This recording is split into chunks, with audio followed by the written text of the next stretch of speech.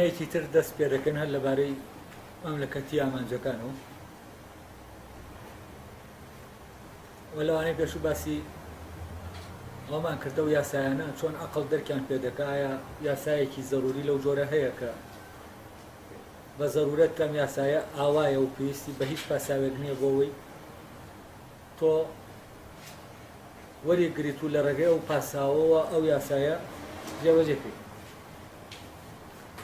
ئەمە دوو جۆر لە مەسەلە لەناو مەنتقا هەیە. کانت ئیشێکی زۆری لەسەر کردوونەوە دوو مەسەلەیە گرنگە ئێوەش بۆ ئەم باسە شتێکیان لەبارەوە بزانن.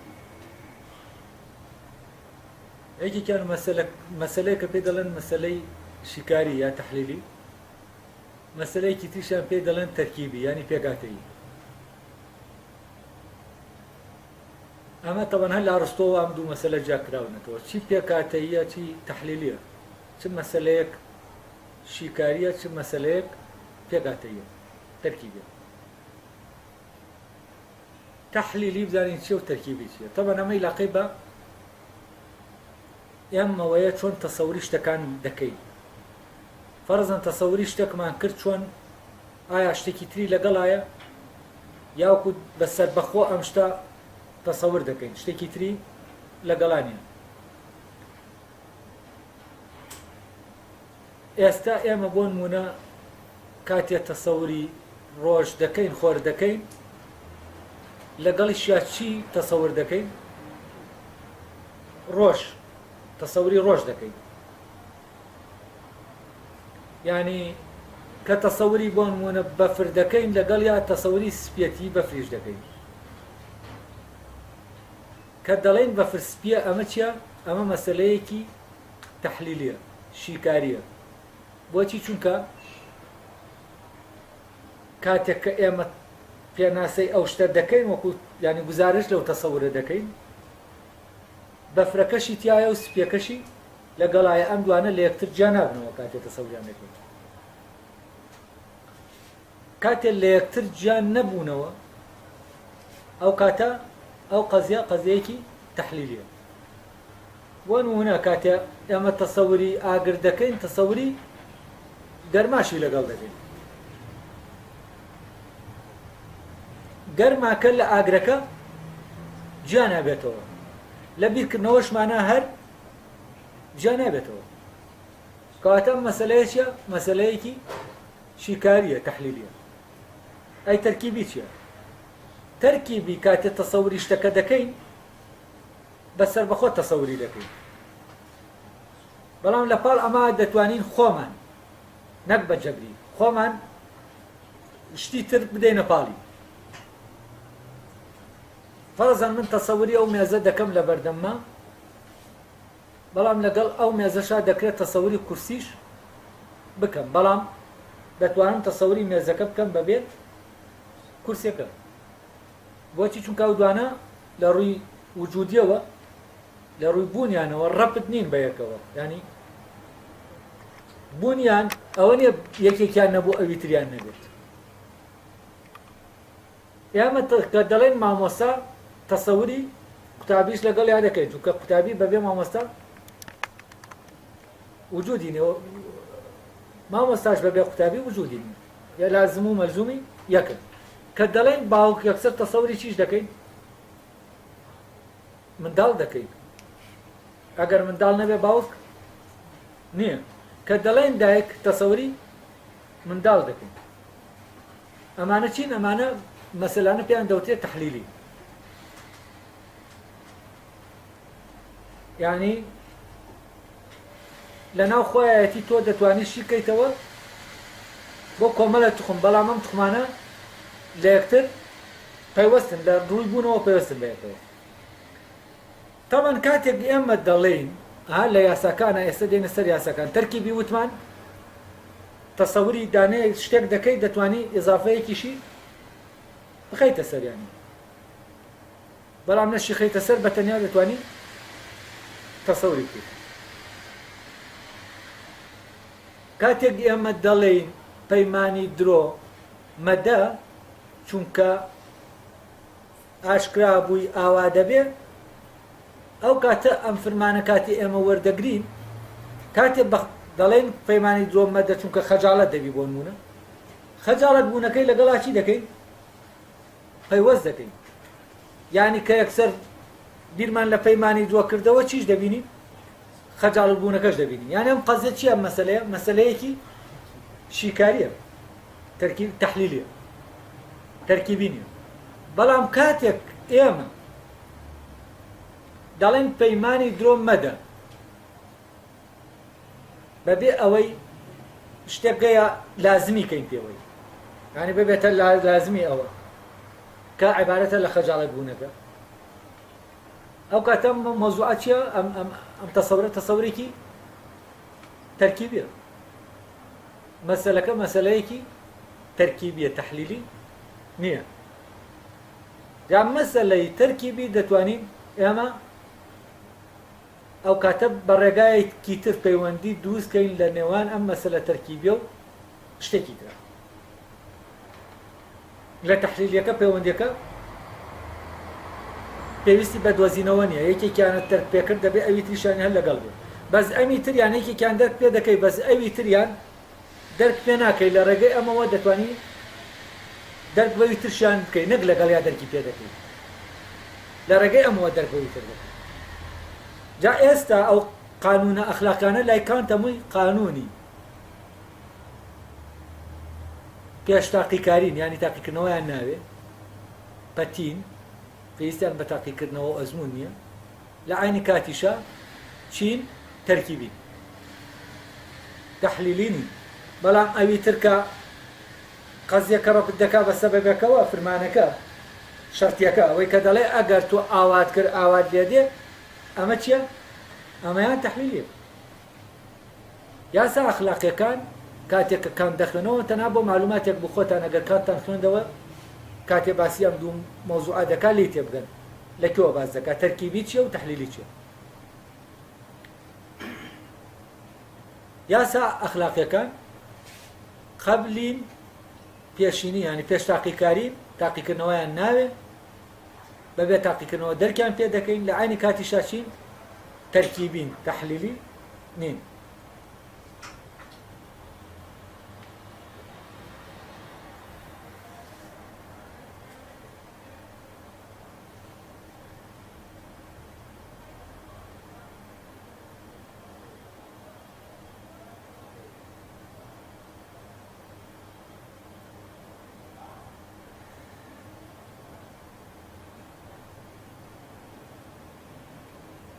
ئێستا دەست بە بەو سێ یاسا گشتێ دەکەین کە کانت باسی دەکا وەکو بنەماش لە شوێنەکە باسییان دەکا وەکو ینی بنەمای یاساکان یاسا ئەخلاقیەکان یا وەکو یاسای گشتی و باڵا باسییان دەکا ینی کە بنەمایە بۆ ئەوەی کۆمەڵە یاسای تری تۆ لێوەرگری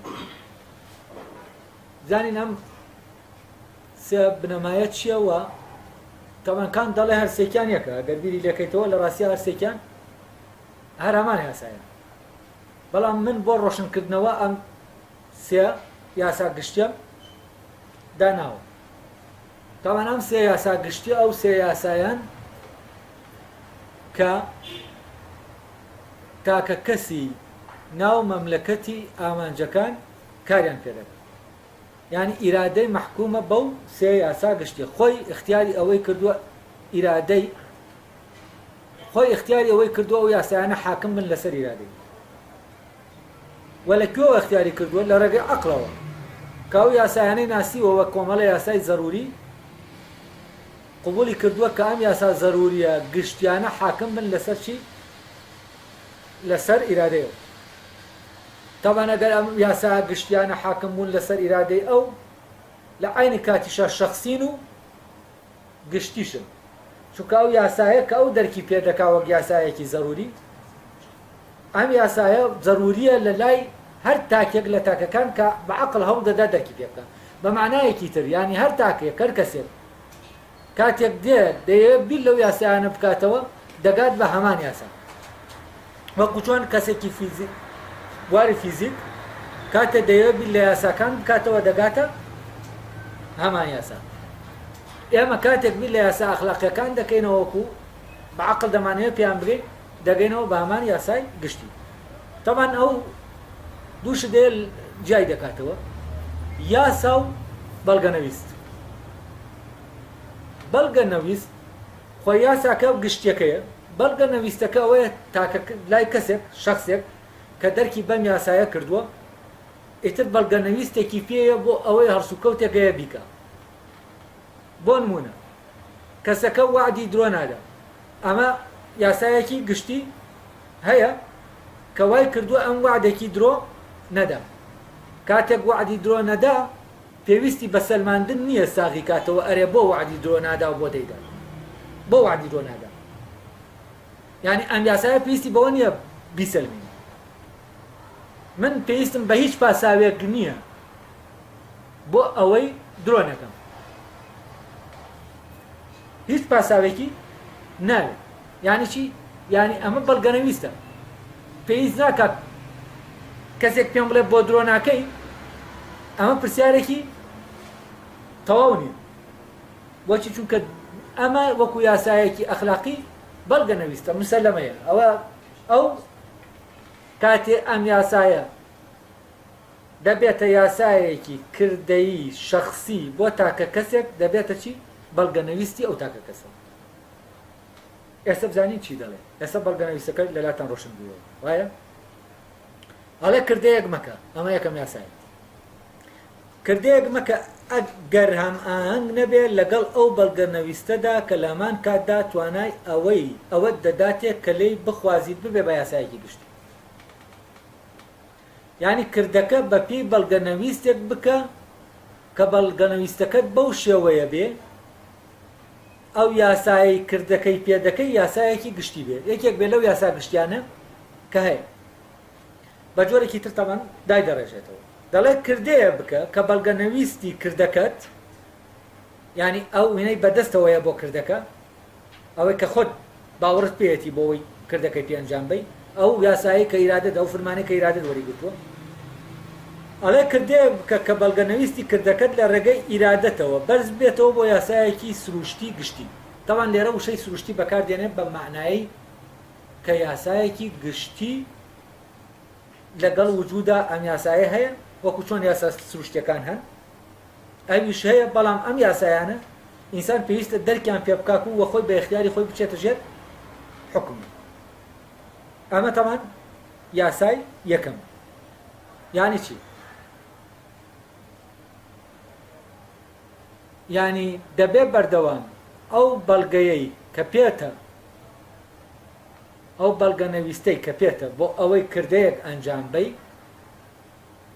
دەبێ ڕەوایەتی لەوە وەرگرت بێ کە یاسایەکی لە یاسایەکی گشتیەوە وەرگیراوە.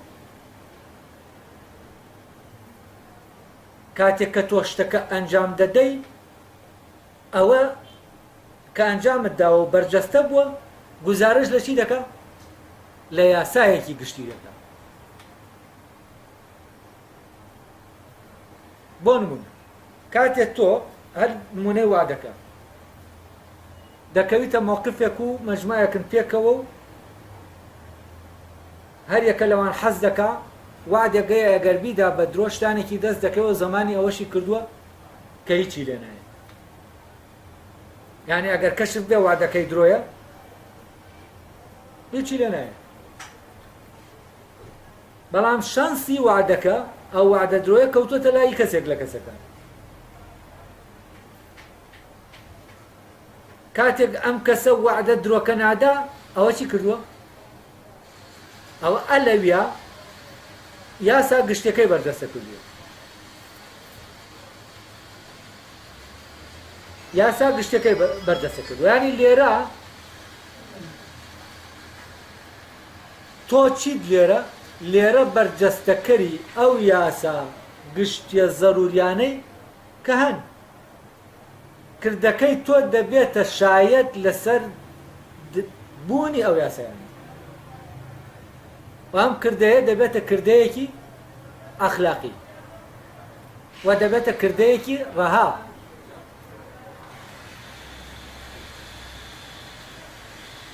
ئەمە تۆزەینە تۆزە سەختە بەس ئەگەر تەرکیزکەن دەتوانن لێ تێبگەن.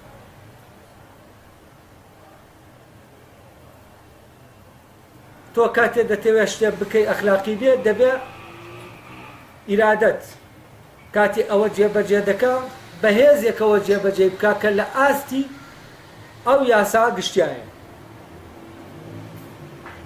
ئەمە یاسا یەکەم. بۆ ڕوونکردنەوەی ئەمە یاسای گشتی چیە؟ من لە وانەکانی کانت لە بەشی یەکەمی هێنا ئەگەر بیرتان بێ باسی ئەومان کرد یاسای گشتی یانی چی؟ یانی ئەوەی کە من ئەو کردەیە ئەنجام دەم کە یاساکە یاسایەکی گشتی بێ. هەر لە مەوزوعی وعدی درا بوو ئەگەر من قبولم کرد وعدێکی درۆ وعدی درۆم قبول کرد یعنی قبولم کرد پەیمانێکی درۆ بدەم دەبێت قبولی ئەوەش بکەم یاسایەکی گشتیە بێ کە چی بکە کە پەیمانی درۆ ڕەوایەتی پێ بدە یعنی شەرعیەت بدا بە خەڵک پەیمانی درۆ بدە. ئەو کاتە یاسایەکە بوو ڕێگەی دا هەر کە هەموو کەسێ پەیمانی درۆ بدە ئەو کاتە چی نامێنێ؟ هەر لە ئەسڵا پەیمان نامێنێ. ئەو کاتە کەس پەیمان لەگەڵ کەسە نابەستێ. یعنی چی؟ یعنی یاسا گشتێکە نەفی دەکرێتەوە. یعنی تۆ دەبێ ئەوە ئیشکەی کە ئەو یاسایە ببێتە یاسایەکی گشتی بەو معنایە کە ئەسا لێرا دێڵێ یعنی هینەکاڵ نەوەشێنێتەوە یاساکە. تۆ لێرە ئەمە دەکەیت کە ئەمەت کردە یاسایەکی گشتی ئەو کاتە ئەساسێکە یاڵی دەوەشێنێتەوە چونکە لە ئەساسەوە هەر وعد نامێنێت تا وعدی درۆشە بێت. یعنی پەیمانە خۆی لە ئەساسەوە کە ناوەڕۆکی یاساکەیە بابەتی یاساکەیە پەیمان خۆی نامێنێ چونکە ئەگەر هەمووی زانی پەیمان بیدرۆ بە ئەویتر دەدا و کاتە کێ پەیمان بەکێت دەدا کەواتە پەیمان وجودی نامێنێ. ڕۆشنە چۆنە؟ کەواتە کاتی ئەم کردەیە دەکەم دەبێ ئەم کردەیە بە پێی یاسایەک بێ کە ئەو یاسا گشتیە سابت کە نەگەڵی وەشێنێتەوە. لە پەیمانی درۆ چی دەبێ؟ پەیمان لە ئەسڵا ئەیتر هەر نامێنێ وجودی نامێنێ. ئەی ئەگەر پەیمانی ڕاست ببێ بە یاسا وامە دابنێ ئەم پەیمانە هەموو کەس پەیمانی ڕاست دەدا و پەیمانی درۆ نادا ئەو کاتە چییە؟ ئەو کاتە هەموو کەسێک ئامادەیە پەیمان لە بەرامبەرەکەی وەرگێ یا پەیمان بدا بە بەرامبەرەکەی. ئەو کاتە یاسای پەیمان دەکەوێتە ئیش وەک یاسایەکی گشتی. بەڵام ئەگەر عەکسەکەی نەقیزەکەی بکەین بە یاسا ئەو کاتە چی دەبێت؟ ئەسڵ پەیمانەکە نامێنێ یعنی هەر پەیمان خۆی نامێنێت تا ئێمە بە درۆوە بیدەین. کاتێک دەڵێ بە پێی من بەڵگە نەویستێک کردەکەت ئەنجام بدە کە لە ئیرادەت ئەنجامیدا ببێ بە یاسایەکی گشتی مەبەستی ئەمەی. یعنی تۆ لێرە بەمە پشتگیری لەو یاسا زەروریە دەکەی کە ئەو شتەی لەسەردا دەمەزێت. کاتێک ئەگەر هاتوو لە ناو خەڵکێکە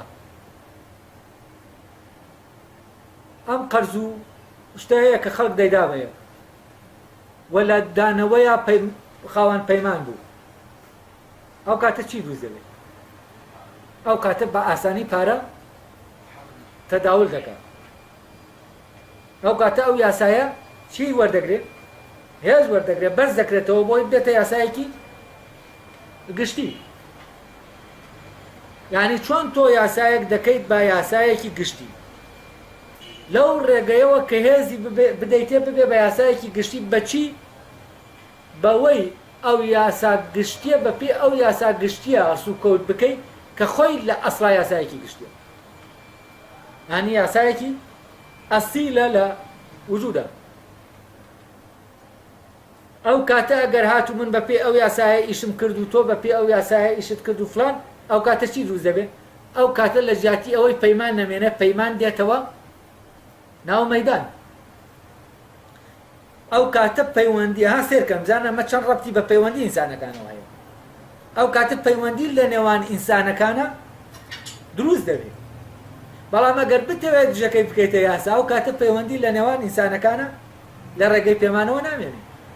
بەڵام چەند تۆ بەپێ ئەمە ئیشت کرد دابنێ کۆمەڵێک خەڵکەیە لە شوێنێکی دیاری کراوە هەمووی پەیمانیان ڕاستە، ئەو کاتە وەکو وایە ئەو مڵکەی هەیانە کە لە ڕێگەی پەیمانەوە دەیگوازنەوە بۆ یەکتر وەکو وایە مڵکی هەمویان لە ماڵی یەکێکیان نابێت. یعنی مڵکی هەر کەسێک هەموو ئەوانەی تر لەکوێیە لای یەکێکیانە و مڵکی ئەمیش لای هەموو ئەوانە. بۆچی؟ چونکە لە ڕێگەی ئەم پەیمانەوە هەر کاتێ بیەوە دەتوانێت مڵکە بگوازێتەوە بۆ لای خۆی. کاتێک ئێمە بەم فرمانە ڕۆشتین بەڕێوە ئەو کاتە چی دەبێت؟ یەکسەر پەیوەندیەکان دەبنە پەیوەندی ناو مەملەکەتی ئامانجەکان. ئێستا ڕۆشنە؟ وابزانم بەمە زۆر ڕۆشن بووە.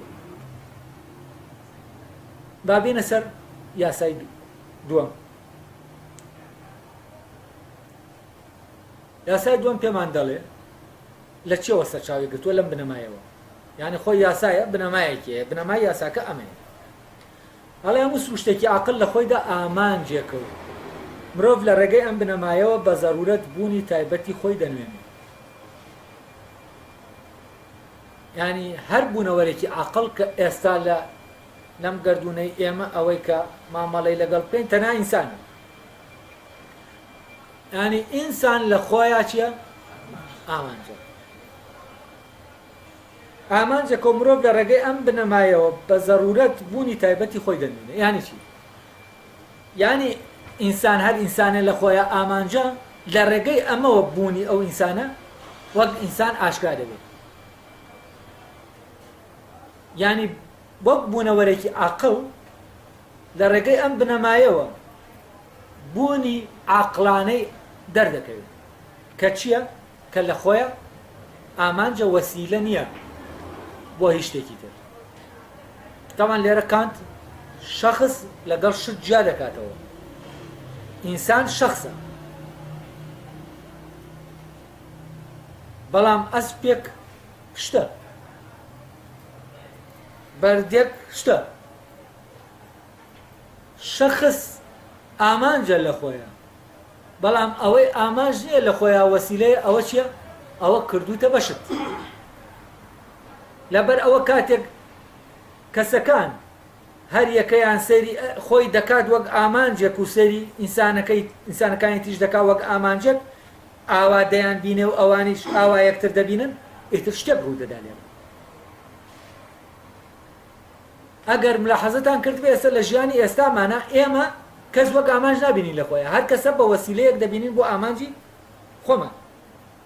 یعنی کەسەکان لە لامان وەسیلەن، پردن بۆ پەڕینەوە، بۆ پەڕینەوەی ئێمە لە خۆیە ئامانج نین.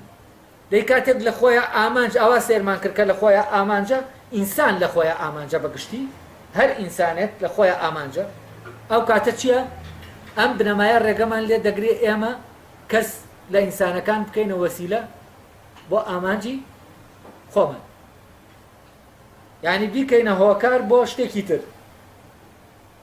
وەکو چۆن هەر بنەمای یاساکەی ئەوەی پەیمانی درۆ نەدان هەر لە خۆیە خراپە، درۆدان لە خۆیە خراپە، یا پەیمانی ڕاست لە خۆیە چاکە. ئەمیش کەسەکە خۆی لە خۆیە تێناپەڕێ بۆ دەرەوەی خۆی، ناکرێ بکرێتە وەسیلە بۆ شتێک لە دەرەوەی ئەوە. لەبەرەوە ئینسانەکە دەبێ نابێت لەگەڵ شتێکی تراوێ نایکەی. ئێستا بۆ نمونە کاتێک کەسێک دەچێت بۆ لای کەسێکی تر لە ڕاستیە تەسەوری کەسەکە ناکات، هەر تەسەوری کەسەکە ناکات، تەسەوری کەسەکە دەکات لەگەڵ ئەو شتێک کە ئەم دەیەوێ و ئیشی پێێتی. یعنی ئەگەر ئەو شتە نەبێ ئەم کەسەکە تەسەور ناکات. یعنی شتەکە ڕەبت کردووە بە کەسەکەەوە. لێرە ئەگەر ئاواستێرکەین ئەمە مەسەلەیەکی تەحلیلیە، تەرکیبی نییە. لەبەر ئەوە ئەگەر بێت و شتەکان لابن کەس ناچێ بۆ لای کەس. هەلێرە ئینسانێک هەیە هەموو ئینسانەکانی کردی کردووە بە شت ئەو کاتەش ئێمە هاوار دەکەین باشە بۆ تەنیاین لەبەرەوە تەنیاین چونکە حەچی ئینسانمان لە دەوروبەری خۆمان نێشتووە هەمووی وەکو شت سێر دەکەین ئێتر چۆن تەنیا نابین هەر ئینسانێک هەموو دەوروبەرەکەی وەک شت سێر دەکە کە هەر ئینسانێک هەموو دەوروبەرەکەی بە ئینسانەکانیشەوە وەک شت سێر کرد ئیتر ئینسان پەیوەندیان نامێنێت لەبەرەوە ئەم مەبدە ڕێگرە لە بەردەم ئەوەی کە ئەمە ڕوو بدات کاتێک ئێمە بیرمان لە هەر ئینسانە کردەوە بە ئامانجێکمان بینی لە ناخۆیە ئەو کاتە تەسەڕفاتمان بەرامبەری دەگۆڕێ و کردانی کە دەکەی دەگۆڕێ جۆری پەیوەندیەکەمان لەگەڵیا دەگۆڕێ ئەڵێ ئەم بنەمایە بنەمای خودی هەموو کردەیەکی مرۆیە بنەمای خودی هەموو کردەیەکی مرۆیە یعنی ئەم بنەمای ئینسان کە ئامانجە لە خۆیە ئەم ئامانج بوونەی بنەمایە بۆ هەر کردەیەکی زاتی ئەو کە دەیکا دەبێت لێرەوە سەرچاوە بگرێت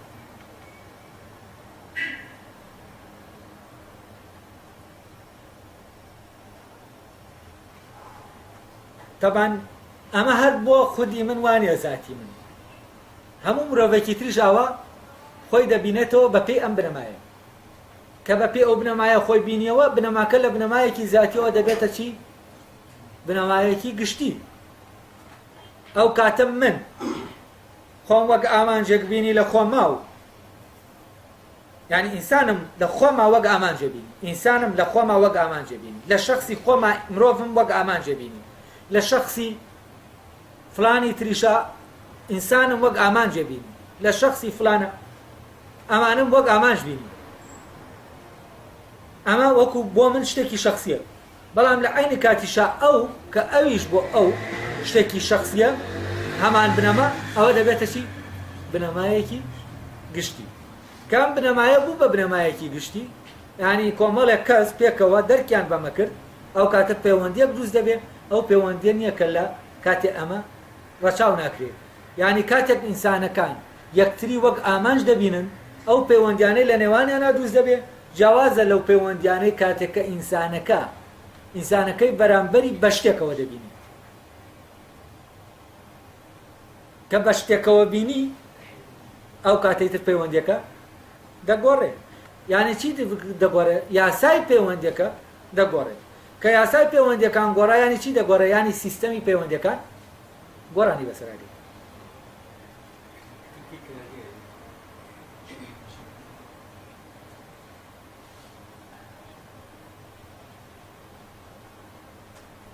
طبعا ئەلێرەوە کە بوو بە یاسایەکی ئەم زاتیە هەم چیشە هەم بابەتیشە ینی گشتیشە لێرەوە دەبێتە یاسایەکی باڵا دەبێتە ئەو بنەمایی کە کاتێک تاکە کەسێک دەتوانێت ببێتە ئەندامێک لە ناو مەملەکەتی ئامانجەکانە کە ئاوا دنیا ببینی کە ئاوا تەسەووری ئینسان بکات کە ئاوا تەسەووری ئینسانی کردەوە دەچێتە ناو ئەو مەملەکەتەوە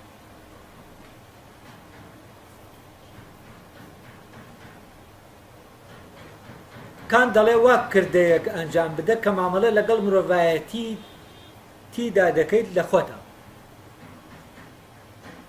یعنی کە تۆ کردەکە ئەنجام دەدەی لە خۆتە دەبێت وا مامەڵە بکەیت کە مامەڵە لەگەڵ کۆی مرۆڤایەتیا دەکەیت کۆی ئەوەی کە مرۆڤە ئەویش لە کوێوە تۆ دەتوانانی ئەوە مامەڵە بکەیت کە تۆ لە خۆت وا ببینیتەوە لە خۆتە ئامانجیت بەڵام دەبێت کاتە ینی بوونی ئینسانیانەی تۆ لە تۆ ئامانجە لە شخصی تۆ بوونی ئینسانیانەی هەر ئینسانێکی تریش چە باماشەوە ئامانجە ئەڵێ وا کردێک ئەنجام بدە کە مامەڵە لەگەڵ مرۆڤایەتیدا دەکەی لە خۆتە وەک کەس و لە هەموو مرۆڤێکی جگە لە خۆتا وەک کەس بەوەی کە هەمیشە و لامان کاتە ئامانجەکە لە خۆیدا و هەرگیز وا مامەڵەی لەگەڵ مەکە کە تەنها وەسیلەیەکە ئەمە بنەمای دووەم بوو کاتێک من هەزانن ئەمە چۆن ڕەبتی بە ئینەکەەوە هەیە بە نمونەیەکی عەمەلی کاتێ من پەیمانێکی درۆم بە تۆدا ئەو کاتە من تۆم وەک وەسیلە یەکسەر کردووە، یعنی تۆم وەک ئامانجێک لە خۆتا نەبینیوە، بۆیە پەیمانی درۆ لەگەڵ دەدەم.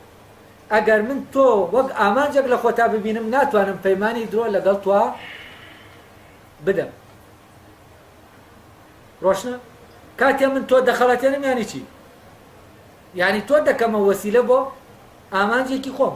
ئەگەر من تۆم نەکردە وەسیلە وەک ئامانج تۆم بینی، ئەوە هەرگیز تۆ ناکەمە وەسیلە بۆ ئامانجێکی خۆم. تەمان کاتێ من خۆم لە خۆما وەک ئامانج بینی و تۆم لە خۆتا وەک ئامانج بینی، ئەو کاتەم شتانە ڕوونادا. کەواتە ئەمە چییە؟ ئەمە مەبدەیەکە کەوا دەکا ئێمە ئەوەی دەیکەین لەگەڵ یەکە ئەخلاقی بێ بە شکڵێکی ڕەها.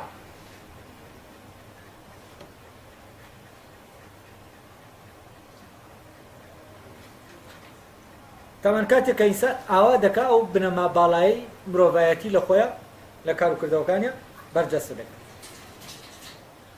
ئەمەش تەبەن کاتێک ئێمە بنەمای ئازادی مرۆیی، ئازادی ئینسان لەمە ئەمەیە. هەر ئینسانێک لە خۆیە ئامانجێکە و هیچ ئینسانێک نابێ ئینسانێکی تر بکە بە وەسیلە. ئەمە بنەمای ئازادی، یعنی نە قبول کە بکرێ بە وەسیلە بۆ ئامانجێک، نە قبول کە بکەی بە وەسیلە بۆ ئامانجی خۆت. کێ؟ مرۆڤ. بەڵام شتەکانی تر ئەوانە چی؟ ئەوانە وەسیلەکانی. کاتێک کە تۆ مرۆڤێک دەکەی بە وەسیلە، ینی مرۆڤێکت کردووە بە بەردێک، مرۆڤێکت کردووە بە دارێک، مرۆڤێکت کردووە بە کورسیەک، کردوتە بە شتێک بۆ ئەوەی ئیشێکی خۆتی پێ ئەنجام بدەیت.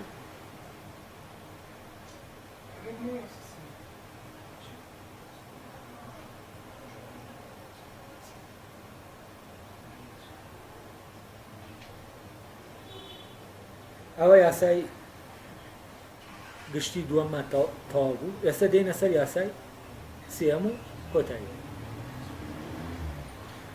تەمان هەر لە یاسای یەکەم و دووەمەوە کە بنەماکانیان ڕوونە، لەو بنەمایانەوە یاسایەکی تر دێتە ئارەوە، کامە یاسای سێەم، یاسا گشتەکەی. یعنی تاکە کەسێک بۆی ببێتە تاکە کەسێکی ناو مەملەکەتی ئامانجەکان، ئەم یاسایەش دەبێت لە ناویە ئیشکات و حکمیکە. یاساکە چییە؟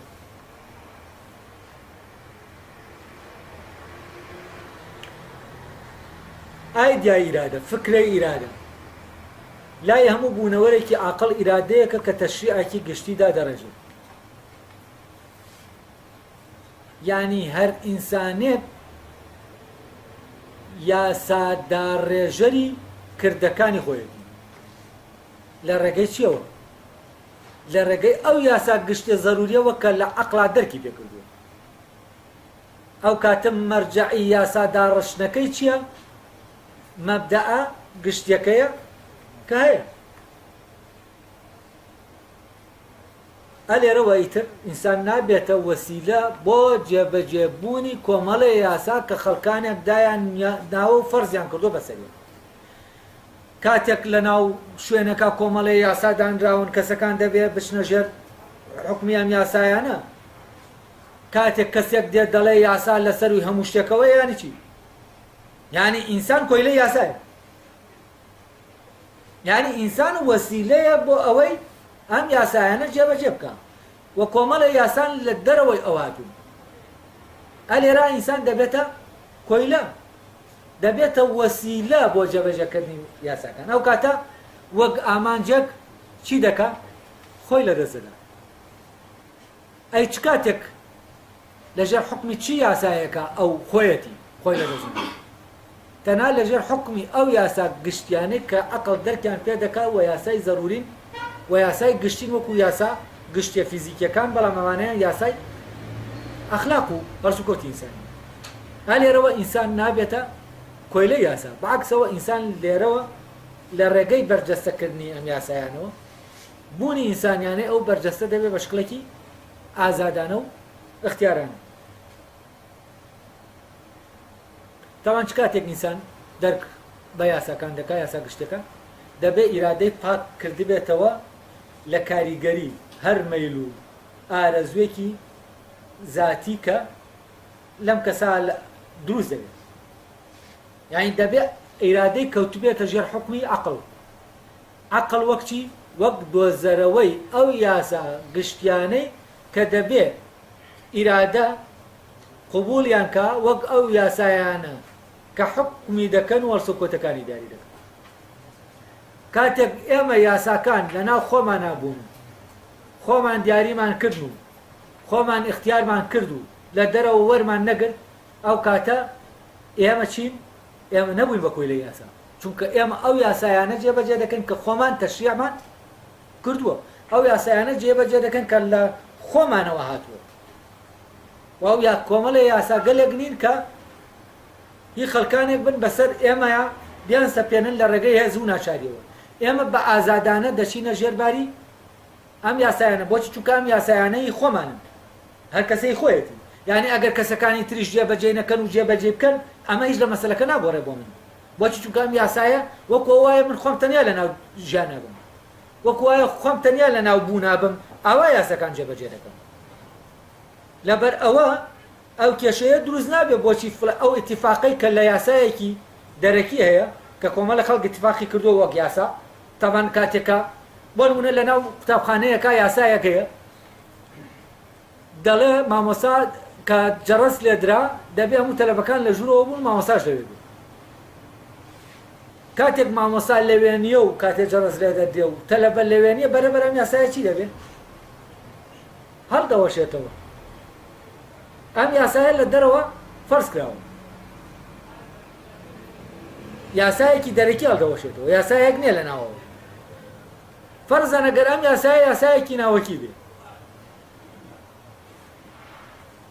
ئەو دابنێ لە ناو کەسێک لەم کەسانە ئەم یاسایە ناوەکیە ئەگەر هەرەمووی بچێتە دەرەوە یاساکە بشکێنەوە چی ناکە ئەو یاساکە ناشکێنێ بۆچی چونکە ئەو هەست ناکە جێبەجێکردنی ئەم یاسایە ڕەبتی بە بەوانی ترەوەیە ئەوان جێبەجێیان کردنیش جێبەجێ دەکەم ئەوان نیان کردنیش نایکەم و ئەم یاسایە بە نسبەتی ئەوە تەنها یاسای ئەوە و ئەم یاسایە تەنها بۆ ئەو هەیە یاسایەکی شەخسیە بەڵام لە عینی کاتی شاوتمان ئەم یاسایە چییە یاسایەکی گشتیە بەڵام هەر شەخسێک لەو شەخسانە بە یاسای شەخسی خۆی دەبینێ ئەمەی کە بەهی خۆی دەبینێ ئەوە کاند ناوی دەنێ بەڵگەنەویس مسەلەمە ئەوی تریان کە گشتەکەیە ئەوەیان ناو دەنێ یاسا یعنی لەو شوێنەی کە گشتیە یاساکە ئەوە یاسایە لەو شوێنەی کە شەخسیە ئەوە بەڵگەنەویسە کاتێک کە ئاوا کەسانێک هاتن ڕەپت بوونەوە بەم یاسایانەوە ئەو کاتە ئەو سیستەمە دێتە ئاراوە کە مەملەکەتی ئامانجەکان لەسەریدا دەمەزرێ و ئەمەش وتمان چییە فۆرمەکە لە فۆرمەکانی نەتەوە لە فەلسەفەی ئەڵمانی